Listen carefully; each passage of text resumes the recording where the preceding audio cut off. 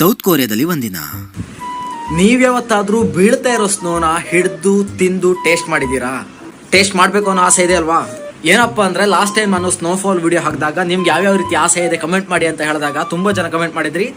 ಅದರಲ್ಲಿ ತುಂಬಾ ಜಾಸ್ತಿ ಬಂದಿರೋದೇನಪ್ಪ ಅಂದ್ರೆ ಹಿಮನ ತಿನ್ನಿ ಬ್ರೋ, ತಿಂದು ಟೇಸ್ಟ್ ಮಾಡಿ ಅಂತ. ಸೊ ಅದನ್ನ ಮಾಡಕ್ಕೆ ನಾನಿವತ್ತು ಹೋಗ್ತಾ ಇದ್ದೀನಿ. ಈ ಬೀಳ್ತಾ ಇರುವಂತ ಹಿಮಪಾತದ ನಡುವೆ ಹಿಮನ ತಿಂದು ನೋಡೋಕ್ಕಿಂತ ಮುಂಚೆ ಹಿಮ ಹೇಗಿರುತ್ತೆ ಅಂತ ತೋರಿಸ್ಬಿಡ್ತೀನಿ. ಅಯ್ಯೋ ವಜ್ಜೆ ಆಯ್ತಿದೆ ಈಗ. ಮೊದಲೇದಾಗಿ ಹಿಡ್ಕೊಂಡಾಗ ಅದರ ಭಾರನೇ ಫೀಲ್ ಆಗಲ್ಲ. ಟಚ್ ಮಾಡಕ್ಕೆ ಒಳ್ಳೆ ಹತ್ತಿ ತರ ಇರುತ್ತೆ.